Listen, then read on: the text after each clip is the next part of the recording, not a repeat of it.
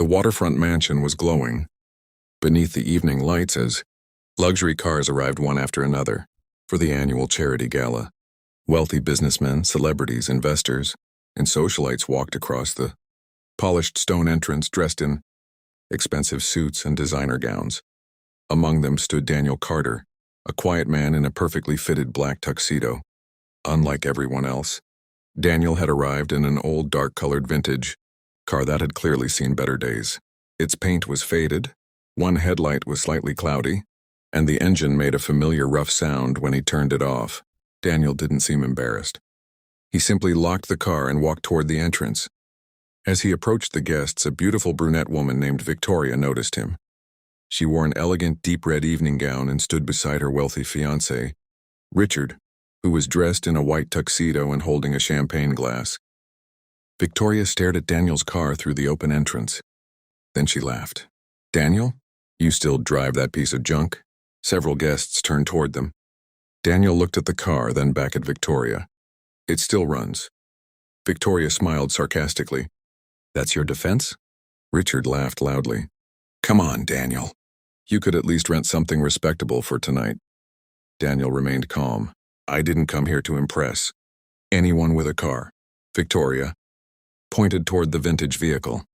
"Everyone here has luxury cars. You show up in that?" Daniel simply smiled. "I like it." Victoria shook her head and turned back toward the party. She had known Daniel years earlier when neither of them had much money.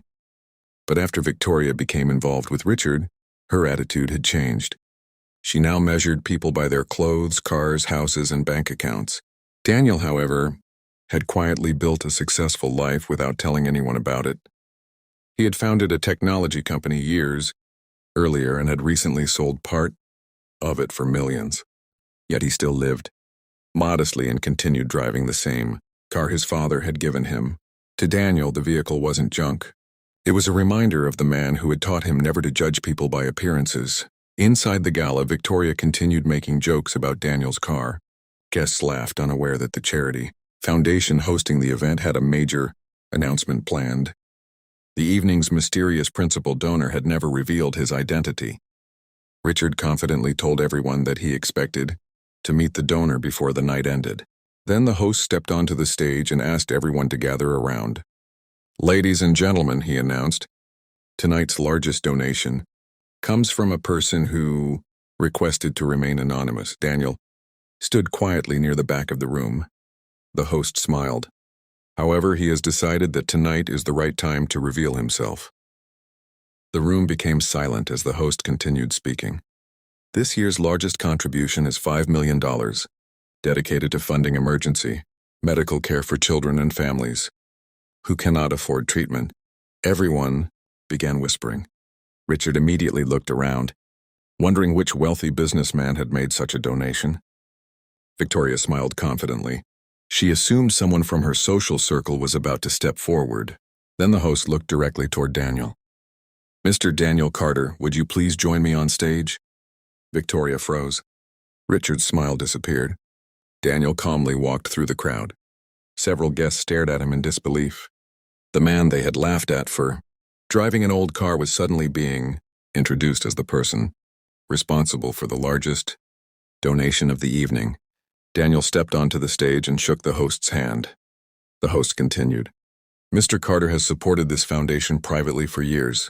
Tonight, he has decided to expand his commitment." The room erupted in applause.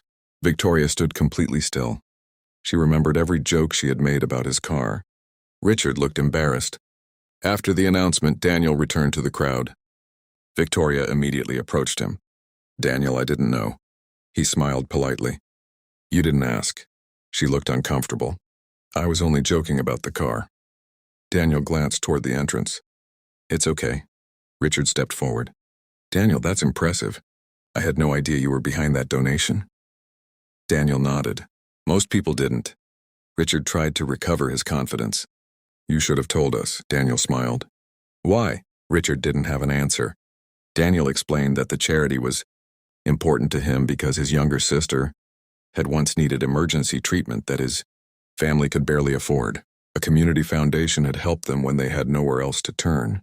Years later, Daniel had decided that no family should have to choose between medical care and financial survival. His old car had belonged to his father, who had worked 2 jobs to help support the family. My father always told me that a person's value isn't measured by what they drive, Daniel said. Victoria lowered her eyes.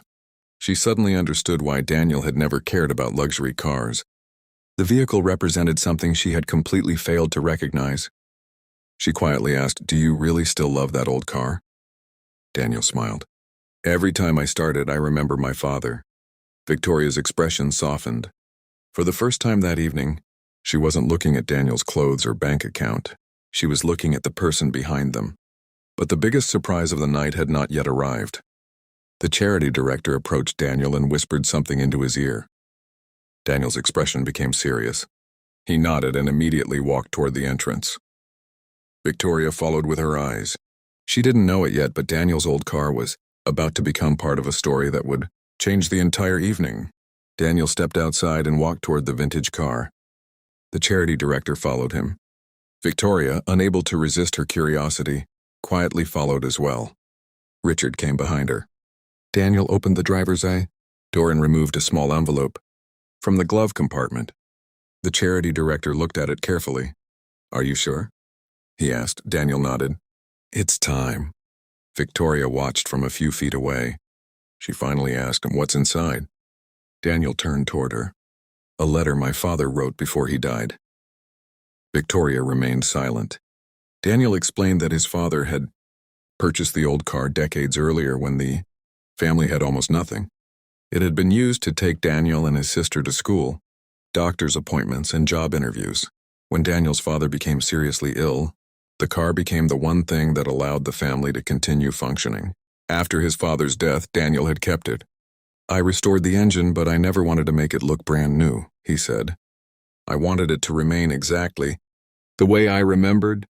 The charity director then revealed why Daniel had brought the letter. The foundation was planning to open a new children's medical center, and Daniel wanted to name one of its treatment rooms after his father. Victoria's eyes filled with tears. She remembered mocking the very car that had carried Daniel's family through some of the hardest years of their lives. Richard quietly said, "I owe you an apology." Daniel looked at him. "For what?" "For laughing at you. For assuming that having an old car meant you weren't successful." Daniel smiled. "You weren't the only one." Victoria stepped closer. Her voice trembled. "Daniel, I'm sorry too." He looked at her. "You don't have to explain." She shook her head. "I do. I judged you because I thought money and appearance were everything." Daniel didn't respond immediately. Victoria continued. "When I saw that car, I thought you had failed. I didn't realize you were carrying a piece of your family with you." Daniel looked at the vehicle. "Most people only see an old car."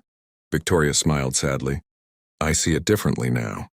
The charity director opened the envelope and read the letter privately. Daniel's father had written that if his son ever became successful, he should use that success to help people who were still struggling. Daniel had followed that advice. The old car wasn't a symbol of poverty. It was a symbol of where he came from and why he had chosen to give back. Victoria finally understood the lesson. The man she had tried to embarrass had never needed to prove himself. He had already become exactly the person his father hoped he would be. Later that evening, the charity director announced one final surprise. Daniel had decided to donate his father's vintage car to the new children's medical center. The vehicle would be restored, carefully and displayed in the entrance as a symbol of perseverance, family, and hope. The guests gathered around Daniel as he explained his decision. "This car carried my family through difficult years," he said. "It reminds me that you don't need to start with everything to build something meaningful." Everyone applauded. Victoria stood quietly nearby. She looked at the car differently now. Earlier that evening, she had called it a piece of junk. Now she understood that it was worth far more to Daniel than any expensive sports car could ever be. Richard approached Daniel and offered his hand. "You taught me something tonight." Daniel shook his hand. "What?" Richard smiled. "That success doesn't always announce itself." Daniel laughed. "That's a good lesson." Victoria stepped forward last. She looked at Daniel and said, "I know an apology can't erase what I said." Daniel nodded. But you apologized. That's enough, Victoria smiled. Would you forgive me? Daniel looked at the old car, then back at her. I already did. Her eyes became emotional. Thank you. The gala continued late into the night. But the story everyone remembered wasn't about expensive gowns or luxury cars. It was about the quiet man who arrived in an old vehicle and left with the respect of everyone in the room. Months later, the Children's Medical Center opened. Daniel's father's car stood proudly behind glass in the entrance. A small plaque beside it explained that the vehicle had once carried a struggling family through difficult years before becoming part of a larger mission to help others. Daniel attended the opening ceremony without seeking attention. Victoria was there too, volunteering at the foundation. She had changed significantly since that night. She no longer judged people by their clothes, cars, or wealth. When she saw Daniel, she smiled. You know, she said, I still think your car is old. Daniel laughed. It is, Victoria smiled. But I don't think it's junk anymore. Daniel looked at the restored vehicle and smiled. Neither do I. They stood together. For a moment as children and families entered the new medical center, Daniel realized that his father had been right all along. A person's greatest wealth wasn't found in a bank account or a luxury garage. It was found in the people they helped and the memories they left behind. And the old car that had once been mocked at a glamorous party had become a symbol of something far more valuable than money. Where you come from doesn't determine where you can go, and true success means remembering the people who helped you get there. The end.